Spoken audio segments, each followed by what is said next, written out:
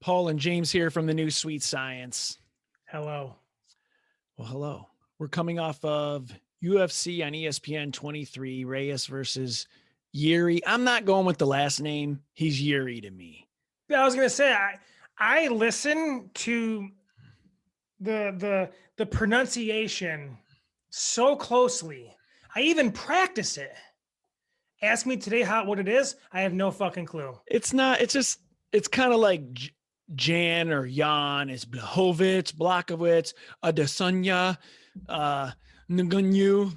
I don't know. That's just, Dude, hey man, did you take a multilingual course in no, college or I something? probably Man? just butchered it even worse. But I think you're crushing it. He's Yuri or Jiri. I will accept it, not correct anyone. If you say those two things, the conversation just continues to roll on. Okay. I'm partial to Yuri. Yuri. I'm going with Yuri. I'm not saying. It reminds me of when I was at a restaurant with my friend Ken way back in the day, and he ordered a chicken gyro. And I'm like, gyro? If you're doing it on purpose, it's funny. Now this wasn't on purpose. I mean, listen, there are so many pronunciations. When I was a younger asshole, I would rip into people for things that I don't care anymore. Maybe I'm just too old now. I just don't give a fuck about mispronouncing words or even if I understand what you're saying, we're good. Yeah. And the way you can tell how somebody speaks that language is within a sentence, get them to say a word in that language and it will come out in their native tongue. Oh yeah. And it's kind of interesting. I feel like your girlfriend does that sometimes. Oh, 100. That's why I always say the Iraq versus Iraq. So now I'm saying it. And I'm like, God, I probably sound like a pretentious asshole. Well, there is like if you move to like a different dialect or like they pronounce things differently, you're gonna naturally adapt some of those nuances. Absolutely.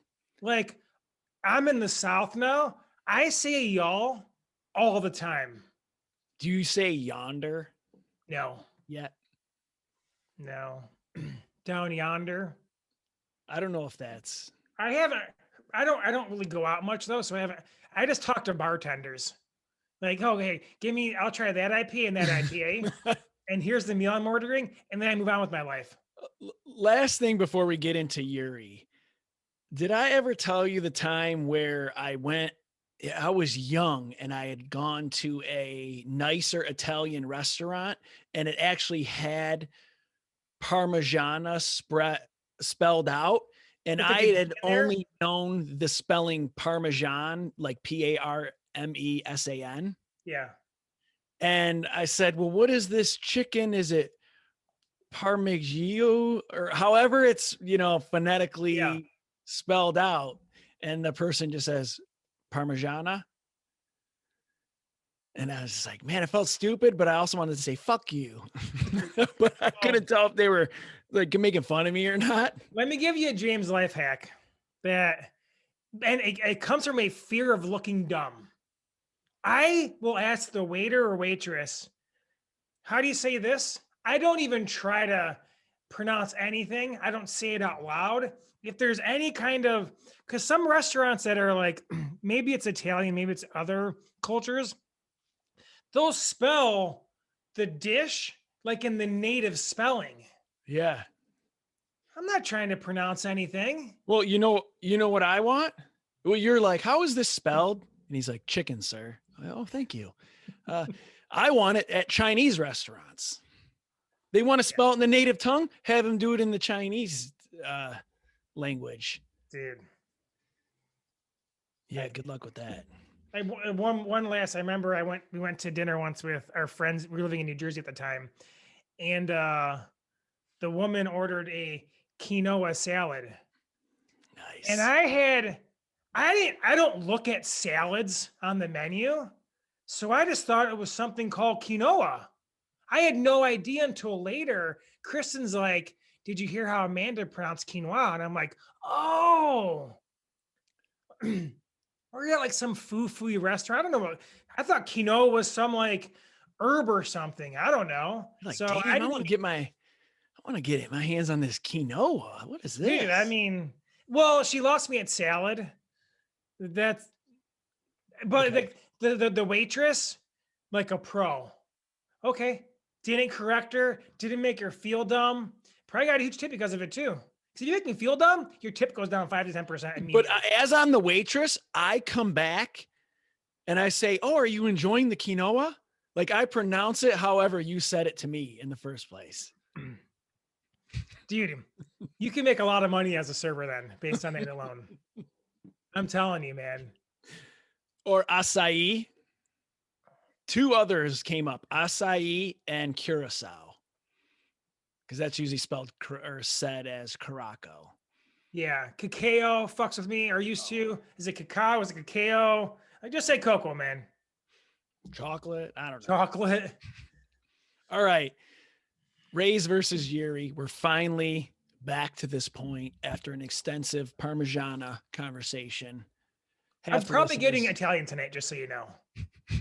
Only the Italian listeners stayed on. But right as I was watching this fight, I immediately had flashbacks of Jiri versus Vulcan. And the feeling in my body was the same feeling. And immediately right then and there, I said, Yuri's going to win via KO or TKO. Within 20 seconds of the fight, that was just the normal process going through my veins. Yeah. Which is kind of ironic because Cousin Frank said Reyes and Vulcan are following the same career trajectory. Yeah, I wanted to look into that and see if I could push back on him a little bit. Well, he's saying 3 in a row after the title, but Reyes has suffered more devastating losses, I would say. Yeah. And this kind of comes back to a common theme on the pod, one that I keep on beating to death. And it's that people, when they climb the mountain and they get knocked off, climbing it again is way more difficult the second time around. And also, a lot of times you fight for a title, you probably get a little bit tougher competition than you did on the way up, because the UFC, they do protect you. They know who potential contenders are. They know who's drawing interest, and they want to see you fight for the belt. But then once you've already lost, it's like, fuck it, man. New gatekeeper. When you were saying regular themes of this show, and I immediately started thinking of greatest ever, my favorite topic of all time.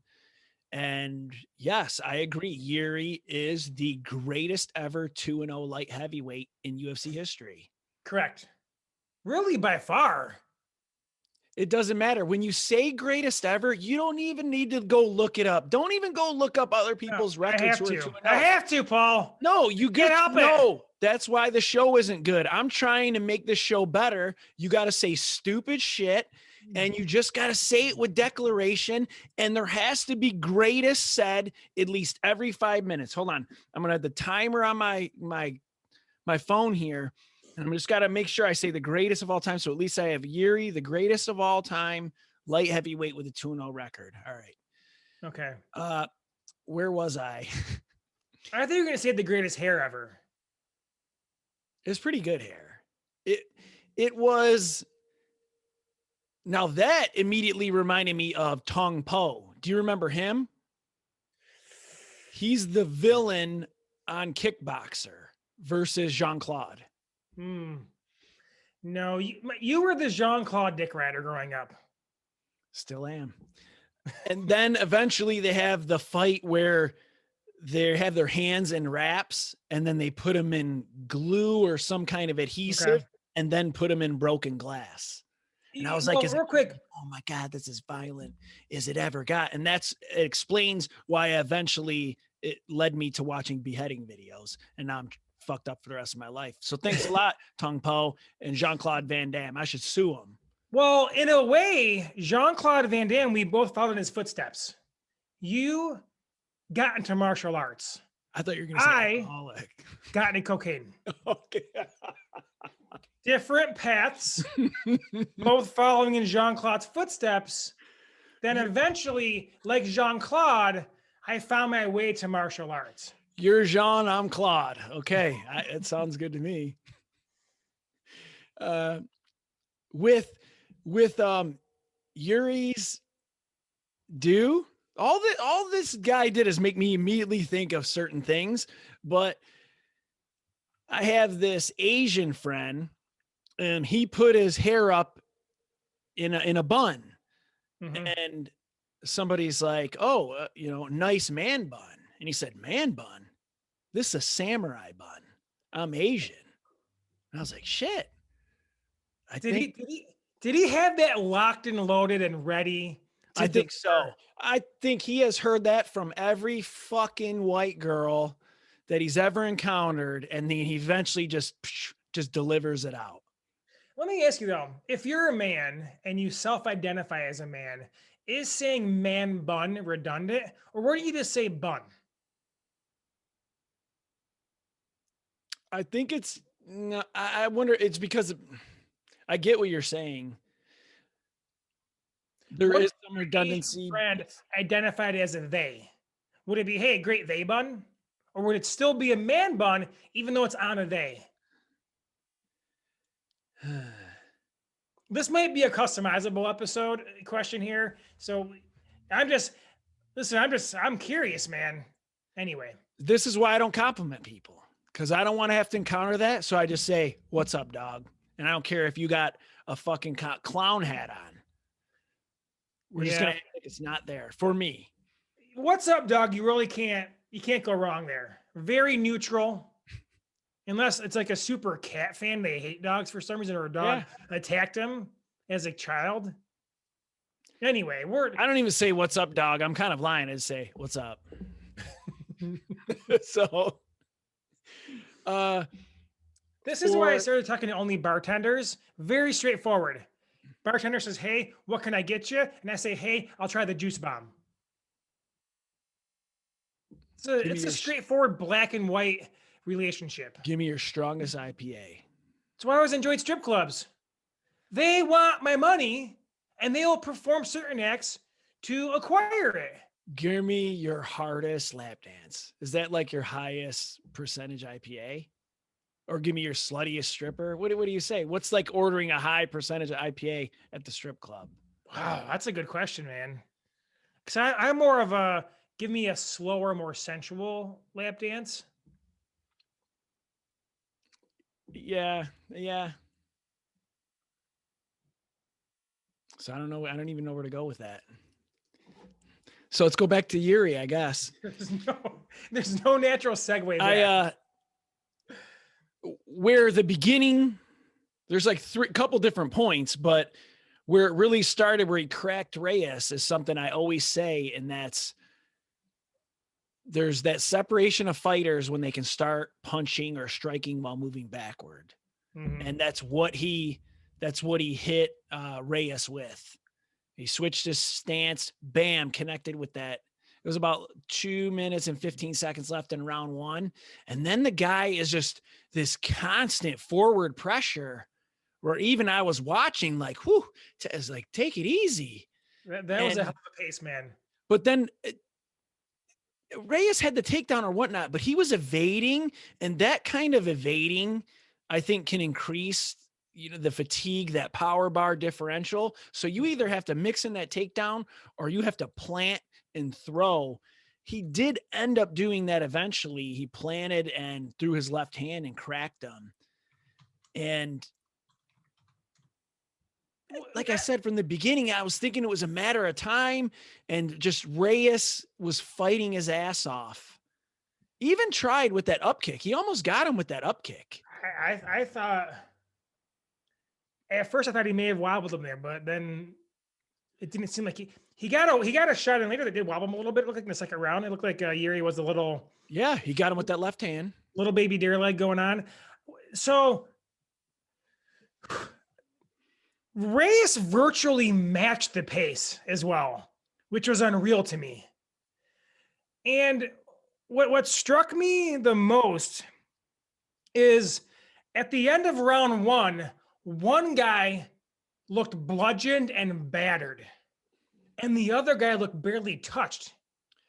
And I started kind of getting like this hot take thought, and I'm like, is it because Reyes is a football player, athlete turned fighter, and maybe Yuri's always been a fighter?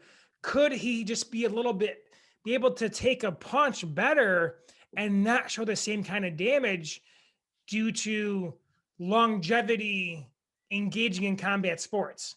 Is that a real thing? It could be, but I think two factors would maybe be more probable.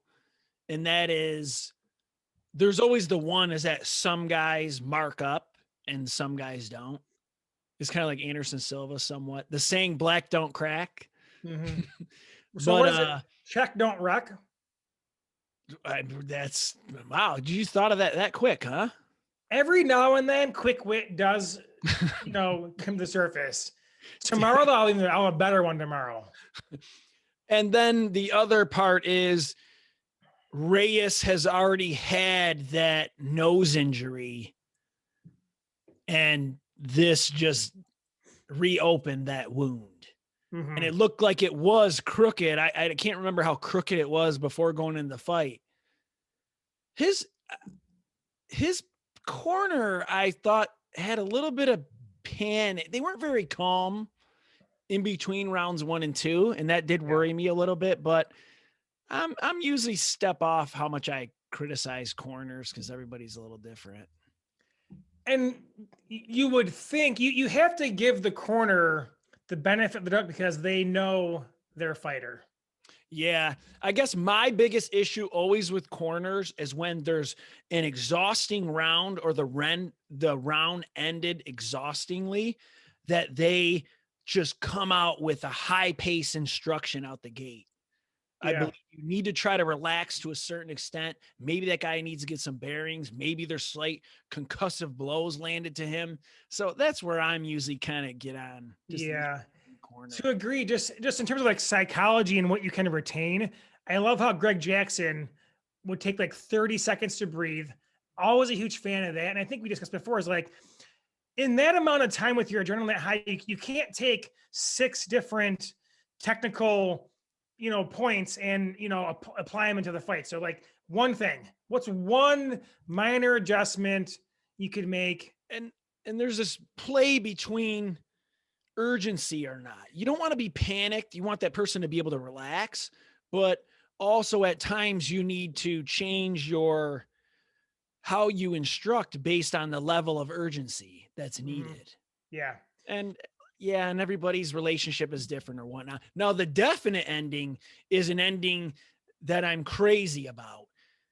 When I knew this fight was over was when Dominic Reyes is trying to get an arm-in guillotine exhausted in round 2, especially when he's not a specialist. And you guys know I'm psycho about this kind of thing. It always reminds me of Poirier and Khabib. And I said, this fight's over, and went to the bathroom.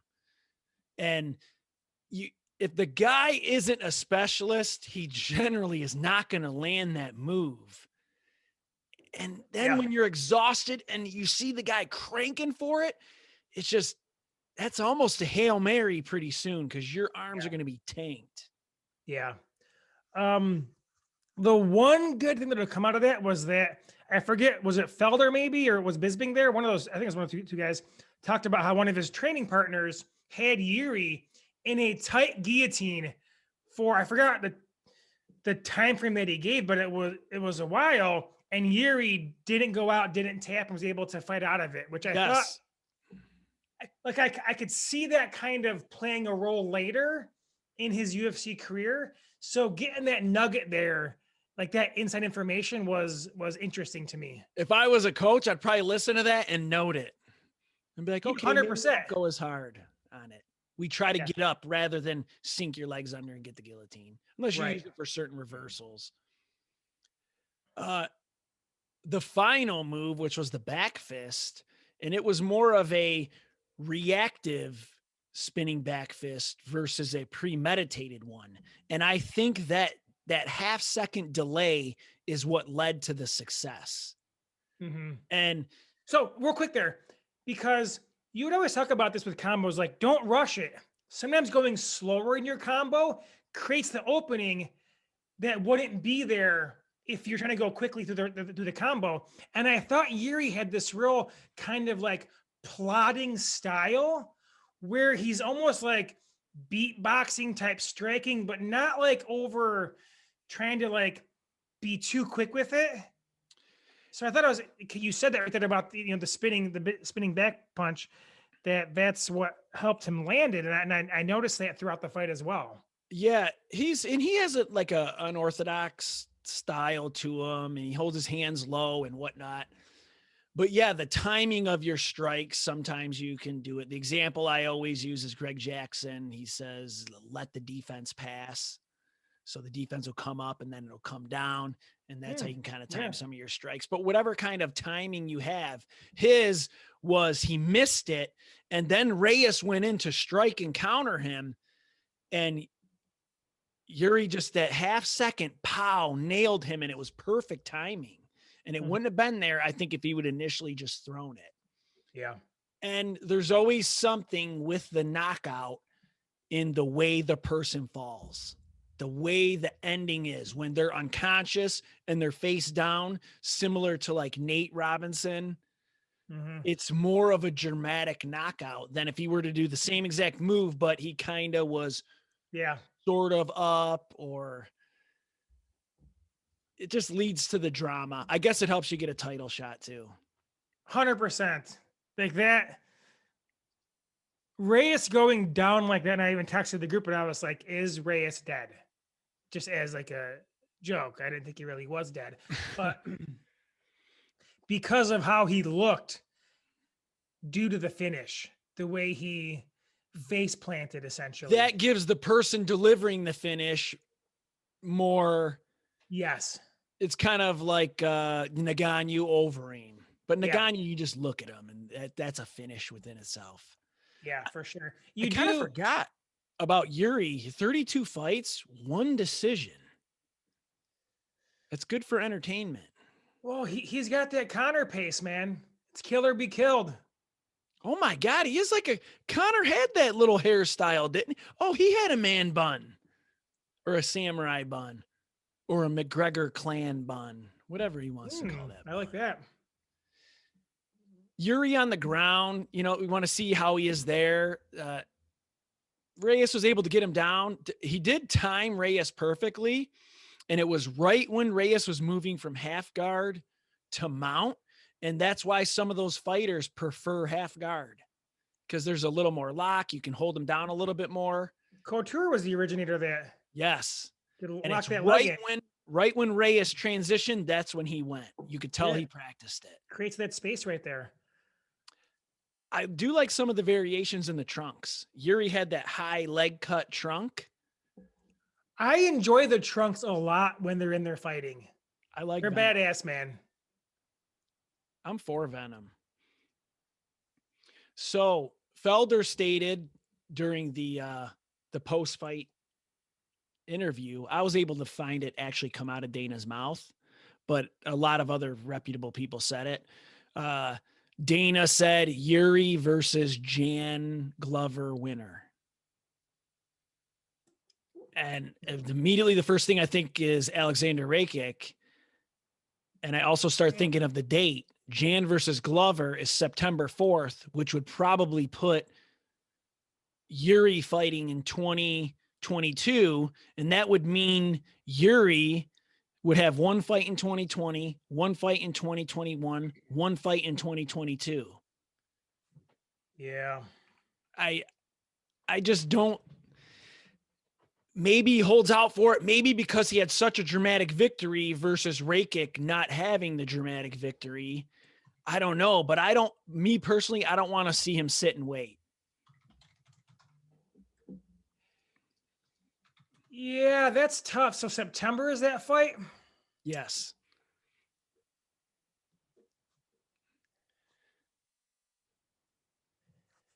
Rakic fought Anthony Smith, Thiago Santos.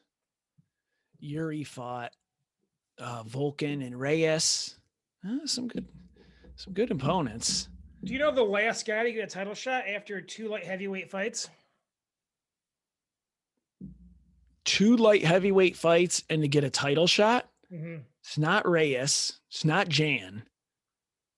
He may not be the last guy, but one guy did it was Cormier.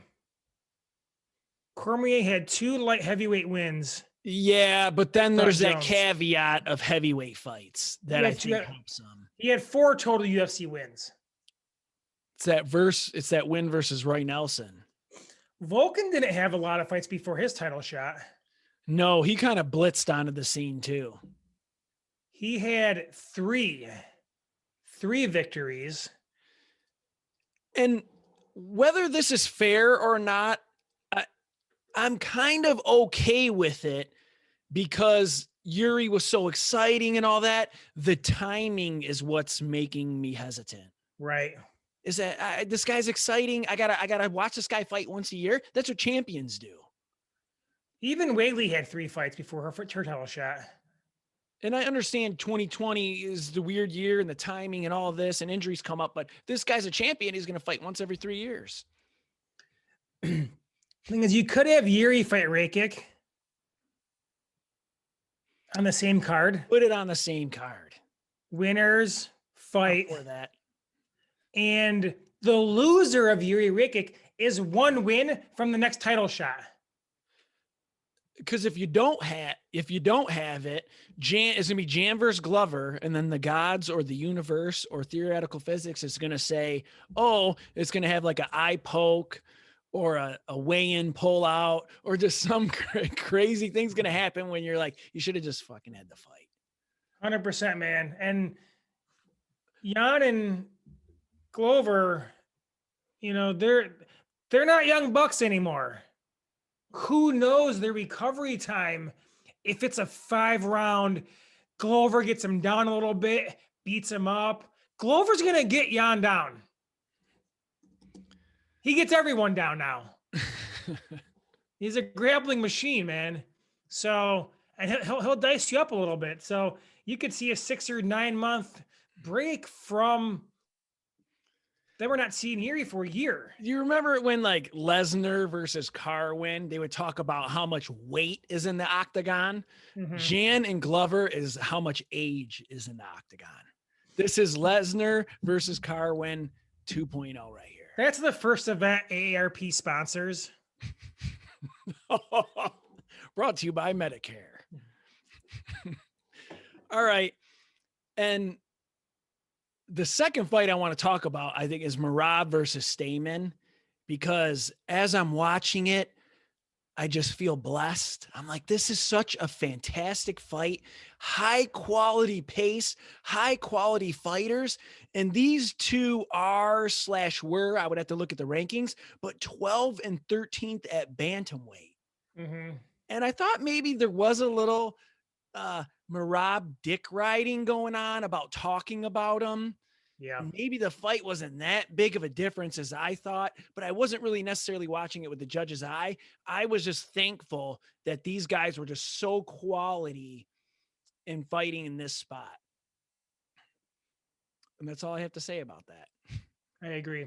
Merab, him talking, now it's starting to become a thing and it's going to end up biting him in the ass. Watch this.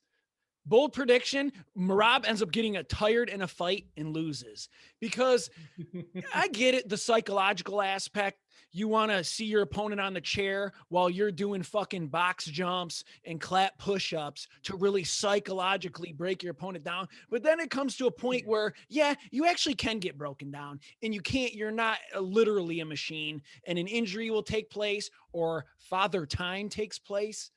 But when he's sitting there bouncing around in the corner, I'm like, all right, now it's in this guy's head of how much in shape and how much a machine it's going to be. And he's going to end up, that row of killers starts coming where you can't do that shit anymore. But I like it. I just think it'll end up biting him. which my, whatever, it'll be entertaining. I like my him. takeaway is the more the UFC is international, the dumber I'm going to look trying to pronounce people's names. Oh my. This card is brutal for names, man. Dude, you are 100. Remember when we had that China card? And Yes. you're like, here's what we're going to do. We're going to have you pronounce all the fights on the card. And that was to this day, that's the hardest thing I've ever done on this show. Oh, yeah, for sure. Harder than all the predictions, mispredictions, whatever. So, Paul, help me out here. So, Marab was born in Georgia. Giga was born in Georgian SSR. What's the difference? Well, they're the same fucking place is what the difference is. Let me look at their ages. There might have been, there's that transition after the Cold War. Here's a kicker. They're both born in the same city. Probably the capital. T-B-I-L-I-S-I. Was it the cap? What is it? Spell it one more time. T-B-I-L-I-S-I. Yeah. So that's the capital of Georgia. How do you say that word? I always mess it up. I don't even know. Tbilisi? Atlanta. Okay. People will know what you're talking about. You know, real quick on the co-main event, you don't see many fights end with basically the first shot landed liver kick. And here's one thing. It was the shot before I think might have softened him up. But the other thing is it was with the foot. Right. It poked him. And I was trying to see, and it was hard to see. I remember Eric Silva once talking about how he liked kicking with his toes, and it was hard to see if he kicked with his toes or he curled him up like a fist and hit him with the knuckles of his foot. But he does have some kind of karate background, and it just shows you that it's those sayings, you know, keep your hands up, don't kick with the top of your foot. It's not that simple. Rose just hit Wei Li with the top of her foot, right to the chin. Can I make a nickname recommendation for him? Gigabyte. It's good, but then where does the concept flow? You got to like have a reason for it. Is Gigabyte the biggest byte? No, there's a terabyte. I think it just keeps going on and you're just making up numbers. It's big enough. What's bigger than terabyte? But you don't want him to be because he's a 145er. Right. So a gigabyte is good for him. Yeah, petabyte. Pedophile. Exabyte. Zettabyte. Yottabyte. You want the popular one though, gigabyte. That's why it's the most popular one. And when the gigabyte first was like a thing, it was like so much power and speed and so, and maybe because I'm 39, the gigabyte is like it's nostalgic. Nostalgia. That's the word. Thank you. Yeah. So I don't know. One other thing, the top of the foot thing is that here actually. Let's start with this. Performance deduction.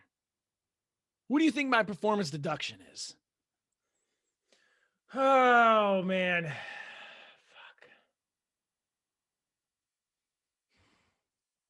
The draw? No, draws are kind of funny to me sometimes.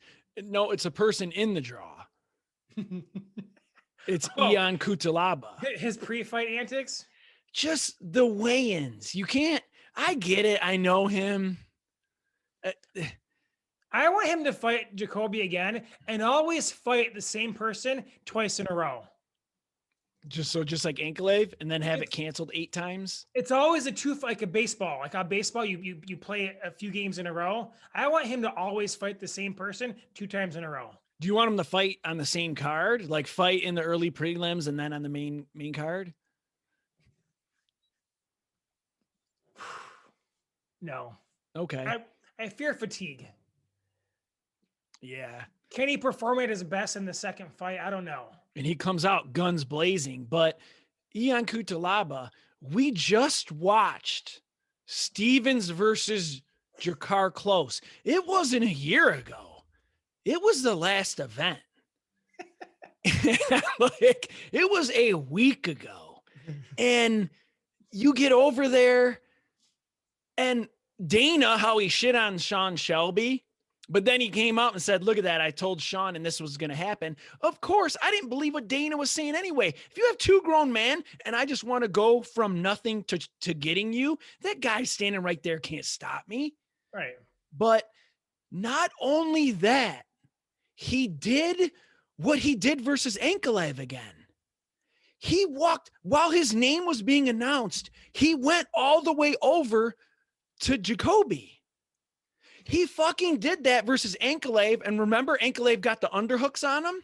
Mm-hmm. I'm like, well, somebody's got to get over there. At least the like co-referee or whatever stopped it, or else he would have went over there and done the same thing.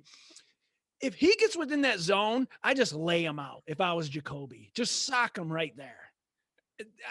Actually, no, I would be okay with it though. You can't do that when you just watched a fight canceled a week ago. So he can.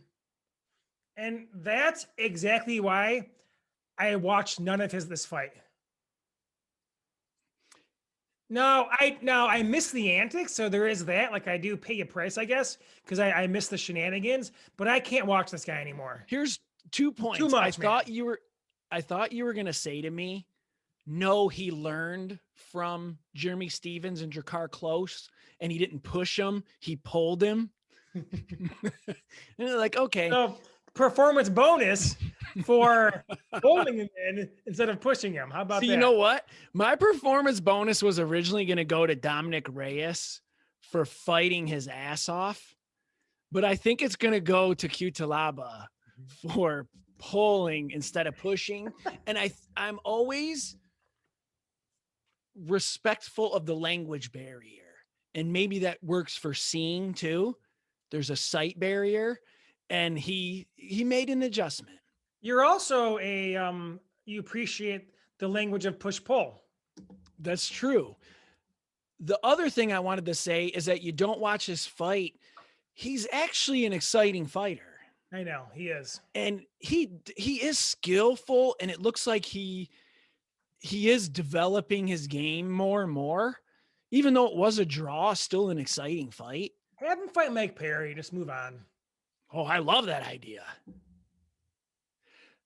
Okay, I want to end the card with this. So, Dustin Jacoby blew his nose, both of his nostrils, very hard between rounds 2 and 3, and nobody said anything about it. Is that because Joe Rogan or someone else didn't say anything about it? Is that because it didn't blow up like Eddie Alvarez versus Gilbert Melendez? I just point this out because more things happen except the times when something crazy happens, and you have to point it out. He blew it. It's clear as day, as hard as hell. And that guy, and you just say, oh, you can't do that. That's an amateur. That guy's stupid or something like that. Well, guys do it more often than you think. And that guy has 20 MMA fights, World Series of Fighting, Bellator, UFC, 18 kickboxing matches, 15 of them in Glory. So he knows what he's doing. He's not dumb. And it does happen. So don't always point it out when it fits the narrative, is what I'm saying. It's instinctive. If your nose needs to be blown, the natural instinct is clear it out. Yes. And guys do it more often than you think. And he did it to a great degree. So I just wanted to mention it and make the show less exciting. His nickname stood out to me. Say that again? His nickname. What is it? It's spelled Hanyak. Is that Hanyak? I've never seen the word before. So I looked it up on Urban Dictionary. And for the top division, it says an out-of-line Polish soldier, a nonconformist, a rebel without a cause, an aggressive athlete, slang street name for meth. Okay. I don't know. Just it stood out to me. It's an interesting word. There's only one definition for on Urban Dictionary. But it just gave 10 definitions. In the in lone that one. the lone entry. I know, isn't that interesting? All I can think of when everyone says, what did you say? Rebel without a cause. I finish it with I'm going platinum. Kid Rock has permanently ruined that phrase for me. I'm pretty sure that's what he says in his song. Do you even know what I'm talking about? You look kind of confused. I had a flashback to one time, like at your sister's house. I think there was a party there, and they were playing Kid Rock so fucking loud, man. I just remember I'm a cowboy baby at an insane volume level. Well, was Donald Cerrone fighting? Because then the TV was just up and we wanted to hear everything. All right, James, rank these 5 fight announcements and denouncements. Now the show's finally getting started, man. Here we go. So that was the intro. Now we're to the main part. Yoel Romero out versus Anthony Johnson. Leon Edwards versus Nate Diaz postponed till June 12th. Mm-hmm. Diaz suffered minor undisclosed injury. This is a little bit after because we didn't get to it on the last couple episodes, especially because of UFC 261. Tyron Woodley released by the UFC. Diego Sanchez released by the UFC. And the final one, Sean O'Malley versus Luis Smoka. Louis. This is like it's a sad ranking. So rank these 5 fight denouncements. And who did O'Malley beat last? Remind me. Almeida. That's right, Thomas Almeida. On the Stipe Ngannou card. Stipe. And Luis Smoka is a former flyweight, right? And former, well, no, is he still a samurai? Because he's the last one, right? Yeah. And I think he's a former alcoholic. And I can say that because I'm an alcoholic. So checkmate. I'm like a fluctuating alcoholic. I'm like the wave function right there. I like that. It's like the selective hardcore. Yeah.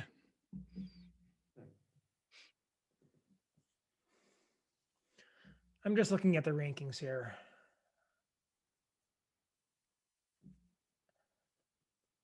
So does one clearly stand out as number 1 or number 5? Tyron Woodley is the big one to me because I did not know that one. I did not see it or hear it anywhere somehow. Well, that's wild. Now, must have got drowned out by the Jake Paul news. It's funny you mentioned Jake Paul because it opens the door for a Tyron Woodley Jake Paul boxing match. Oh God. I'm not watching that live. And Jake Paul's going to win. Correct. And correct. I wonder if Woodley asked for his release. I mean, doing Woodley a favor. He's just been getting beaten up for years, man. That's number 1 to me. I feel like in a way, they should have done this with BJ Penn. Other guys should have been released long before they actually were. The thing is, like, BJ Penn was more of a draw. People love watching that guy get his ass kicked. Yeah. You know, if Woodley was a bigger draw, this wouldn't happen. So number 1 is Woodley released by the UFC. The Diego one's just weird to me, man. I've looked too much into that. I've read too much. I don't know what's going on with it. It's strange. Somehow that's going to end up in the QAnon sphere. Yeah, that's weird to me, man. So I'm making that number 5. Just number due 5. To weirdness factor.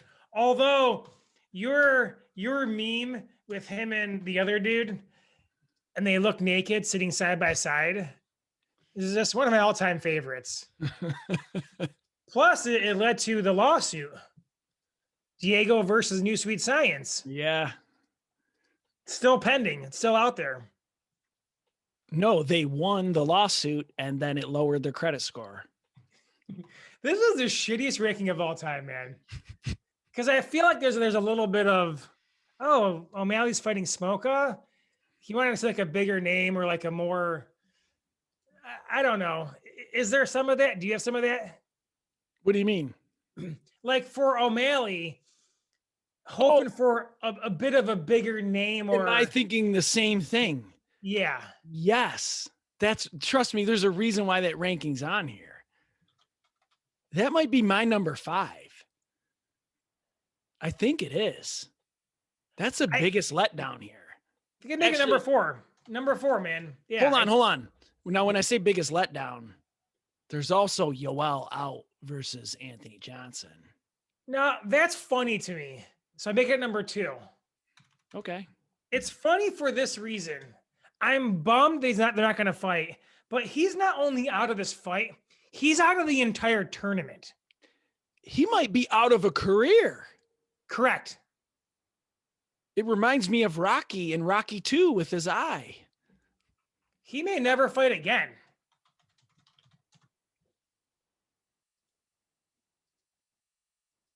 Sorry, I pulled up Yoel's wiki page and he's there shirtless from like 10 years ago and I got stuck for a second. Got hung up. So are you giving a performance bonus to the UFC?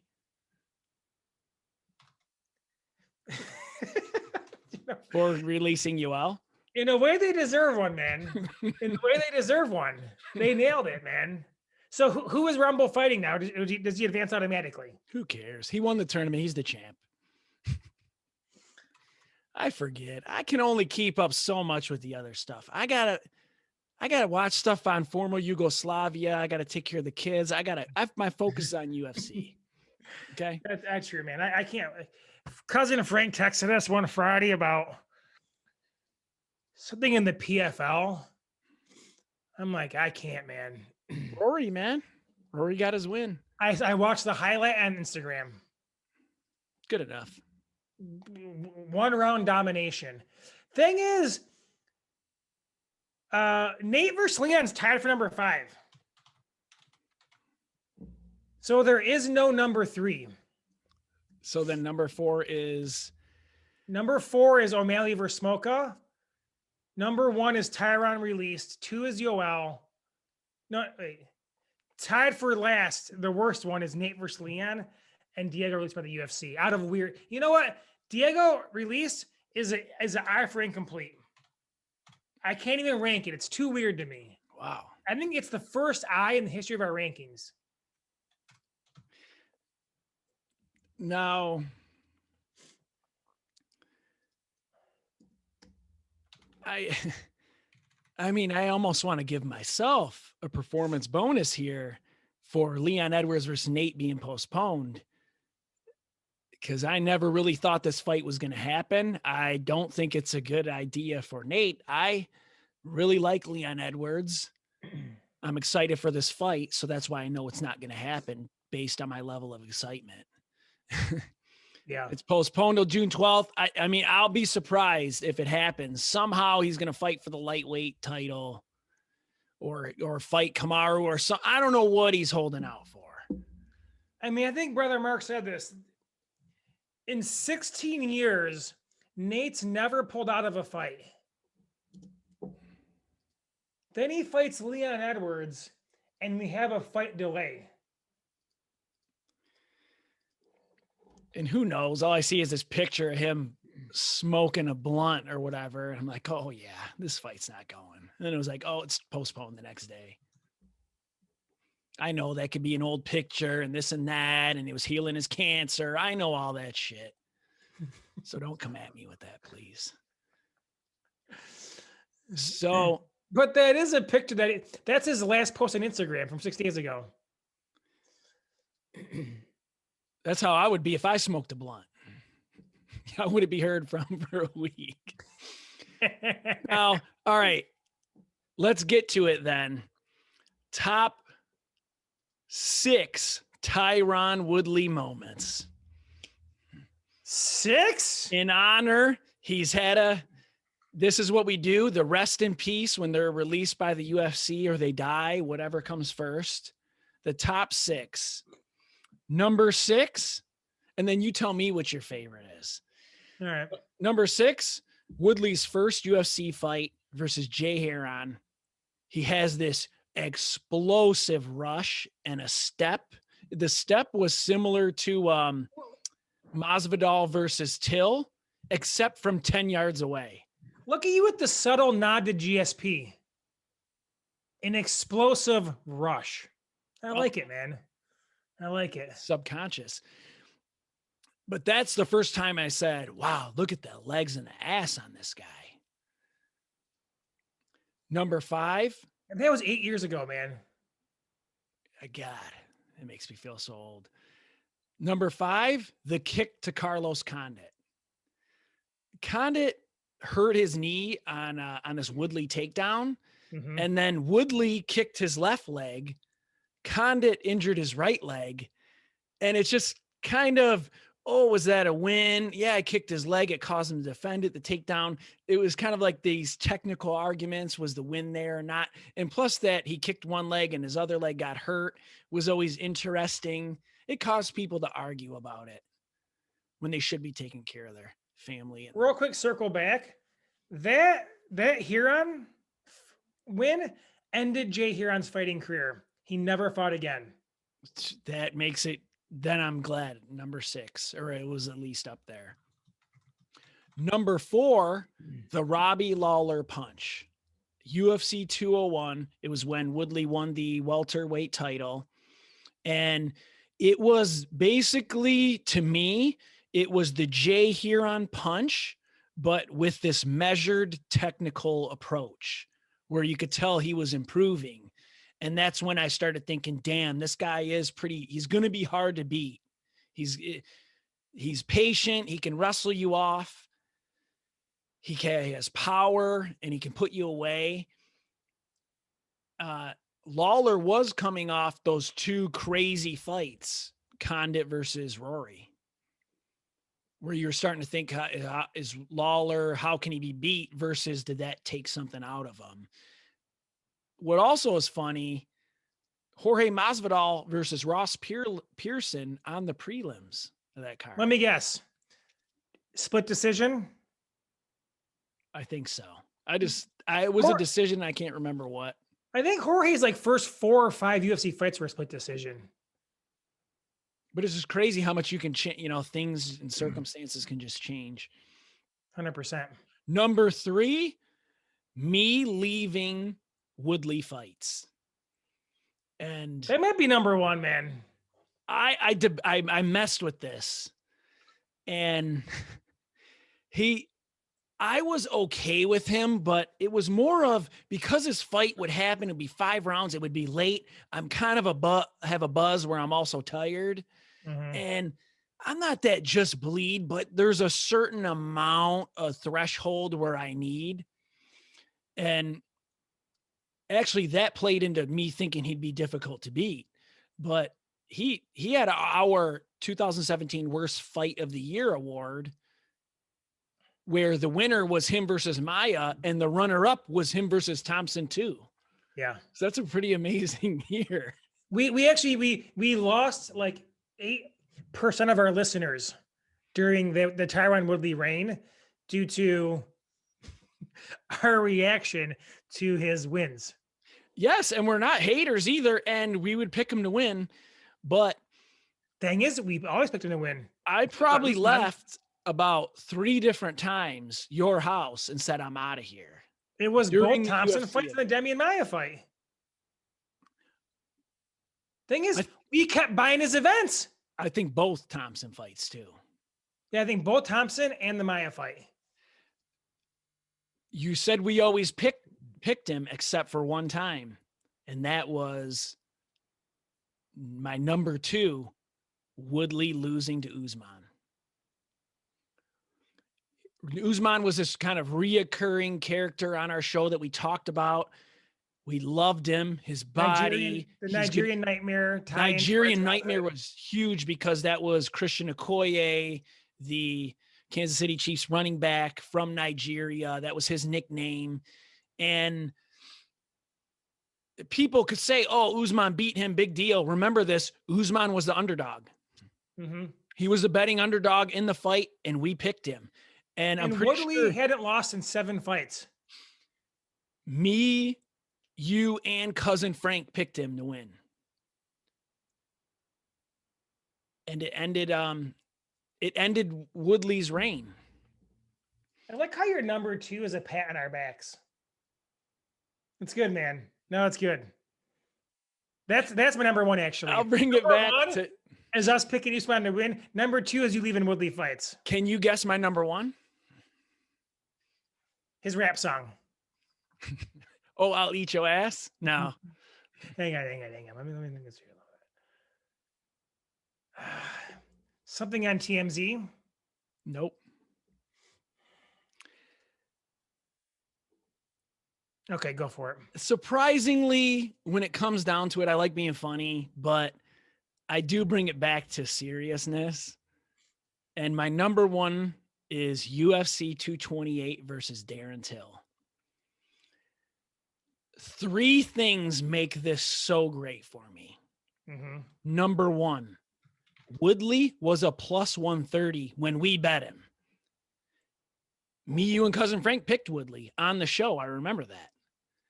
And this was at a time where Till was highly touted.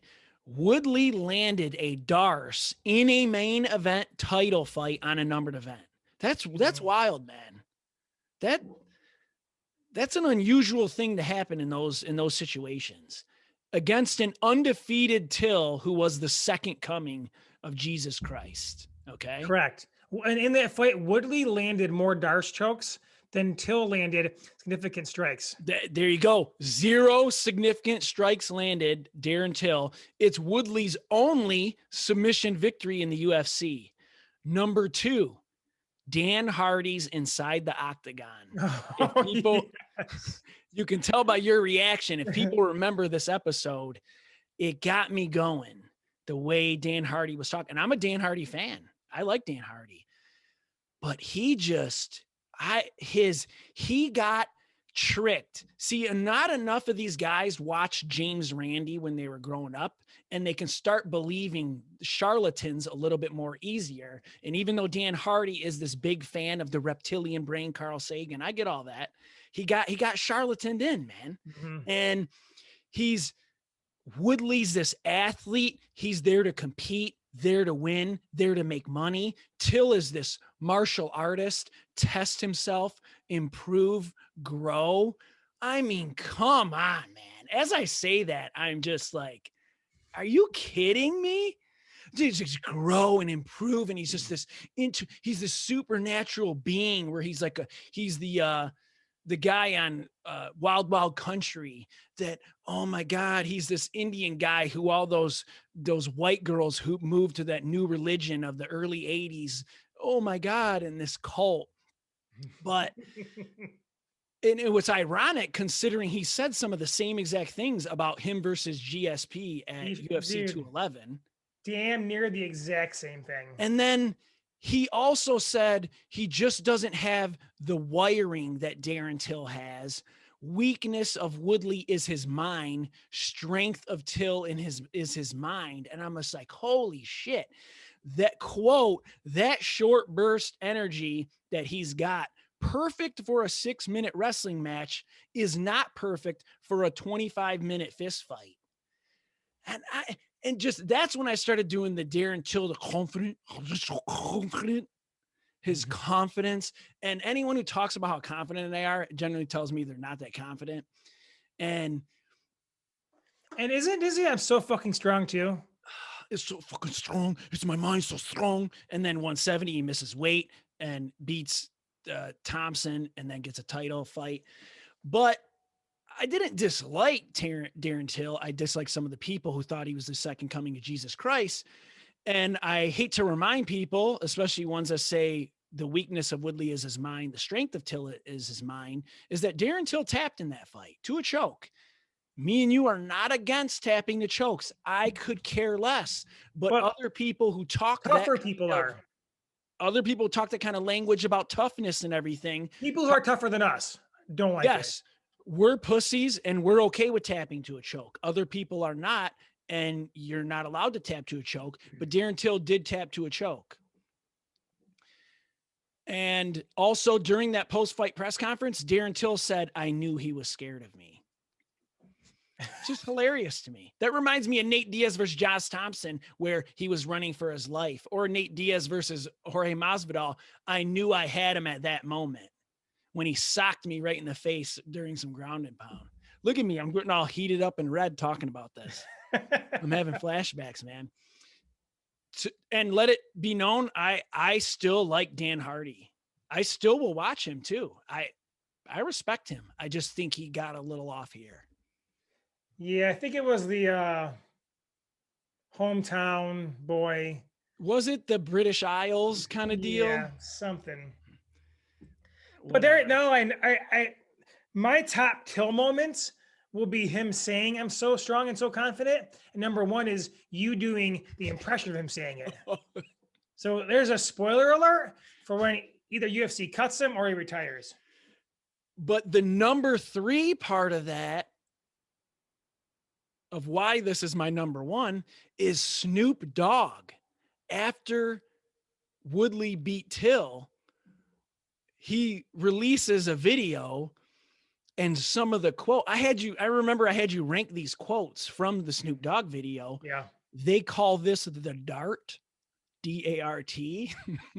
Still don't know what that means, man. Wakanda forever. Fuck Donald Trump. And you ain't no gorilla. Use a fucking ding dong. Me King Kong. That's number 1. We actually put that in the intro. That's probably better than most of his rap lyrics that he's putting out these days. Because you're right, because it reminds me of my favorite rap lyric, and that's 2 Chainz, which is chain hang to my ding-a-lang. End quote. Great line or good line? Great. Then I'm like, but could I pull off a chain like that? It's too long. I'd have to change it. Chain hang to my t-shirt neckline? Or xiphoid process, something like that. And what's funny about all that is that most people started thinking he thought Till was Colby Covington. He doesn't even know it was Darren Till. That is good. That is good. So those 3 parts are why Tyron Woodley's number 1 moment for me was UFC 228 versus Darren Till. And yours was us picking Usman over Woodley? Correct. Or Usman beating Woodley? What was your favorite Number 1 is part? picking Usman. Well, and then him getting the win kind of cements that. Number 2 is you leaving. This is number 3, though. This is good. Okay. Yeah, I had a personal thing, like just with Dan Hardy there or something. I mean, not personal because he doesn't know who I am and couldn't care less and would kick my ass and everything, but still, you know. Robbie Lawler's it's got to be in the top 5. That was his kind of coming out party. I agree. He sat out for the longest. Yeah, he sat out 1.5 years between fights. There was always struggle in Woodley's reign, and that was one of them. But also it was always this GSP, Nick Diaz kind of talk. He was always trying to fight Nick Diaz and GSP. And Connor. And Dana. Him and Dana always been at it too. Now we'll finish the show with this, and that is we didn't forget about Diego Sanchez. Top 10 Diego Sanchez moment. Oh my Lord. Now I apologize I'm sorry. That number 1 for Woodley was long. None of them are that long. Okay. Well, and we can't mention the impending lawsuit due to our lawyers saying keep it mum. So Is that in the ranking? It might be in the ranking. Oh, shit. Number 10, win over Nick Diaz. Nick Diaz is touted. He almost becomes legendary with some people. And I respect him and everything. He's a tough fighter. But Diego Sanchez does have a win over him. No, and Nick Diaz was ripping people on The Ultimate Fighter. Didn't he go on The Ultimate Fighter with Nate? And all of a sudden it was just God and him and Manny Gambirian and Carl Parisian. What a crew. Dude. But like it's kind of just like, he was ripping people who were on tough. And then Diego, the first tough winner, beats him. That's pretty funny. It's kind of ironic. It is funny. Is it as funny as Hick Diaz? He also beat him in his second UFC fight, unless you count the Ultimate Fighter finale. Do you remember who Hick Diaz is? One of my favorite all-time nicknames. Hick Diaz is the white guy from like Arkansas who's all tatted up. Correct. I can't remember his name though, or Mississippi. No, he's from Mississippi. He has also the nickname Mississippi Mean. Yes. Not to be confused with the Dean of Mean. That's Keith Jardine. This is a different Mean. Guy's dad. God, man, what is that? He fought bare knuckle. He fought versus Artem, Connor's son. What the fuck is... I thought he was going to be good, man. Like, rise the ranks a little bit more in the UFC. But I cannot remember his name. Jason Knight. Oh, that's right. So, number 9 for Diego. Diego versus Ross Pearson. Where Diego won this controversial split decision where almost all the people who were scoring it scored at 30-27 for Ross Pearson. I didn't go and rewatch it, but it just stands out in my memory. Number 8 was him winning consecutive fights over Craig White and Mickey Gall. And this was after coming off of the Matt Brown elbow, first round KO, and then the Ally Quinta first round KO. 3 of his last 4 losses were first round KOs. You thought it was the end of him. And then he goes on a 2-fight win streak where he was a 2-1 underdog. And he earned his final performance bonus, and he had not earned a performance bonus since 2013. Now, is me predicting Matt Brown would kill him in their fight? Is that on here? Please tell me it is. Wait, maybe. That might be on a technicality. Number 7 was yes. His yes walkout versus Joe Stevenson. And where he just saying, yes, yes. And you're like, what the hell's going on with him? And he credits Tony Robbins for giving him mental preparation for that fight. Number 6 is the Matt Brown elbow. I forgot that you predicted that Matt Brown would kill him. So we're putting it both under number 6. Okay. It's like a retroactively. Yes. That's man. It's like honoring you after you're dead. He did get killed. That thing was devastating. Mm-hmm. What made you think Matt Brown was going to kill him? What year was that? I remember it was after the fight, the Ally Quinta fight. It might have tied in that. And also, like, he hadn't been good in a long time. But here's the thing. For him to lose a title fight versus BJ Penn in 2009, which means he peaked just before that, and he hung around 12 more years, is unbelievable. And I think him getting those consecutive wins versus Craig White and Mickey Gall had a lot to do with that. And he's been fighting for the UFC since 2005. He has never lost 3 straight. Number 5 moment was Joe Martinez announcing Diego Sanchez and Michelle Pereira. when Michelle was getting announced, he was doing the helicopter, the breakdancing move. Mhm. You know, the one that Mike Perry did after his Jake Ellenberger knockout. And then when Diego gets announced, he's acting like a rooster. And I he can't was, remember this. and he had his chest up, and and when I rewatch it, he was doing something with his lips. He was going buck, buck, buck, like a rooster. And I'm just like, man, this is the greatest. What the fuck? That and Kutalaba Ankalaev, those are two of my, they're up there in my top 5 for announcements. I'm just gonna watch the Matt Brown elbow of Sanchez one more time here, as you're like simultaneously as you Okay. share your top 50. Number 4 is one you mentioned. Number 4 is the BJ Penn high kick. So specifically the high kick. It was for the lightweight title. He did go 5 rounds with a motivated BJ Penn, and Penn never threw many high kicks, which I was kind of surprised by, since he's okay with getting taken down. He didn't use his grappling too much, even though he was a phenom.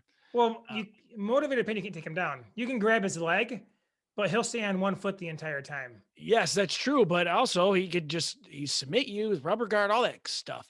But he never threw many head kicks, and that kick immediately opened up the cut, which ended the fight. And there was tons of blood and everything. But just that image of BJ kicking him and the fight being over really stood out. Now, I want you to tell me which Diego stat was better in that fight, James. Okay.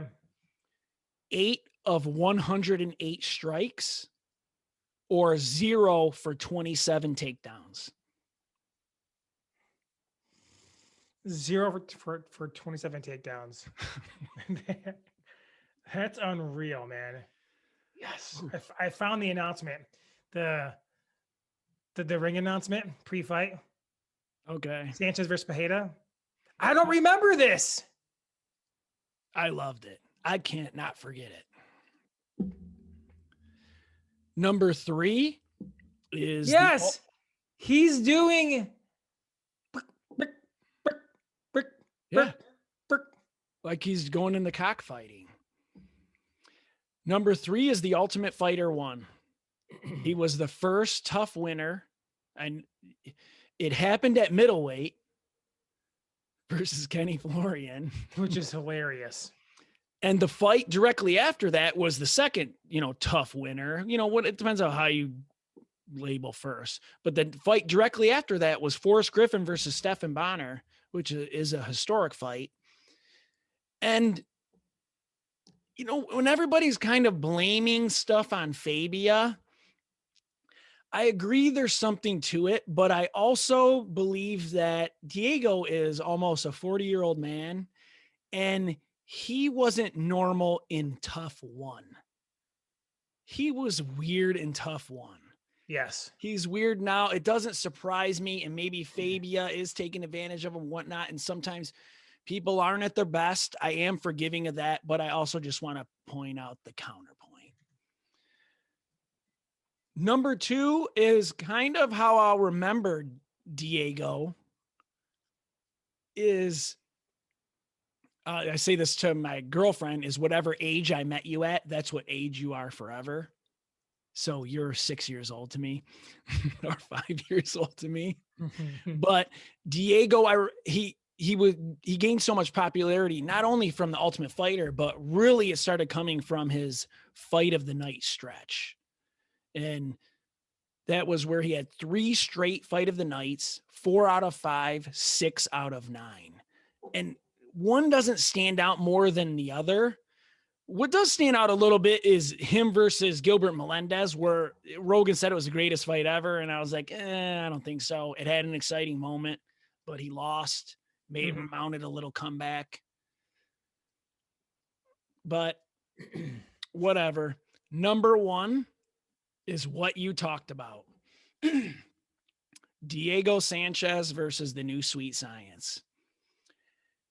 And I watched the most recent episode of DC and Helwani, and both of them talked about how they were receiving or exchanging direct messages with Diego and they thought it was Josh Fabia was exactly what we had happen.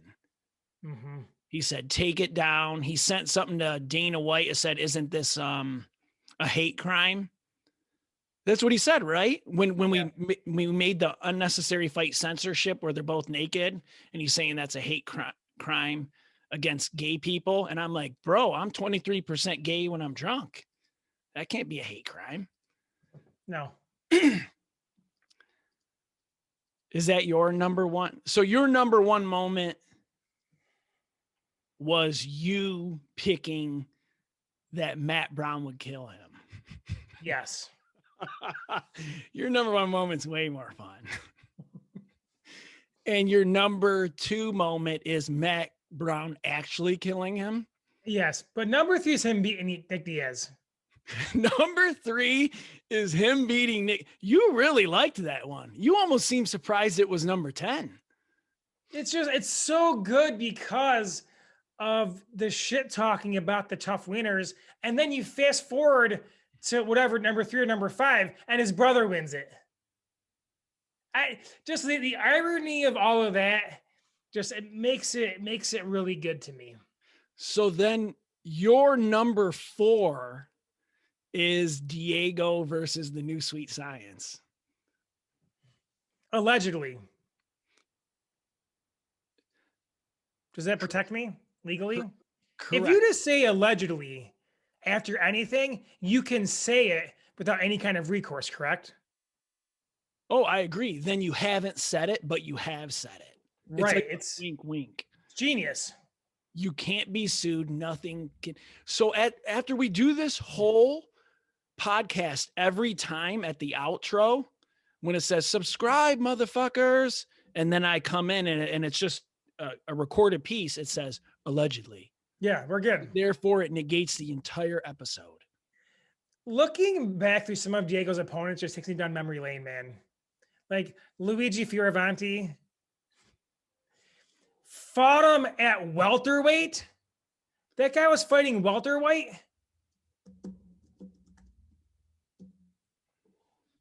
Well, yeah, that's Diego moved down. He fought John Fitch. That was a title eliminator for GSP. Right. So his 2-fight win streak versus Gall and Craig White was his first 2-fight win streak in 7 years. But never lost more than 2 during that time as well. Ever in his entire career. So your favorite win for Diego is the one versus Nick Diaz. 100%. What's your second favorite Diego Sanchez win?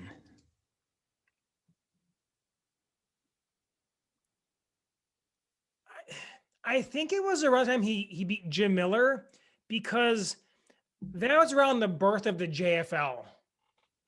And I think it was around that time, like Miller, and then he fought Lozon directly after. And it's like, and we kind of were like, we need like a JFL where it's guys who are on fun fights. The fans know who they are. They're entertaining. They're never going to fight for the title, but they provide value for the organization and the sport. Oh, man, I'm almost ashamed of myself now that I didn't mention the JFL. James's Fight League, for those who don't know. Is Diego going to become what's Roger Goodell? Commissioner. Is Diego going to, if he's going to become the commissioner now that he's leaving the UFC? No. Why not? Because Fabia's the co-commissioner? We need someone a little bit less more. There's too much uncertainty with it if Fabia is like pulling the strings. Need to know that whoever's commissioner has a strong and firm grasp on what's occurring moving forward. Well, I like it, man. That's all I got. Let's get the fuck out of here.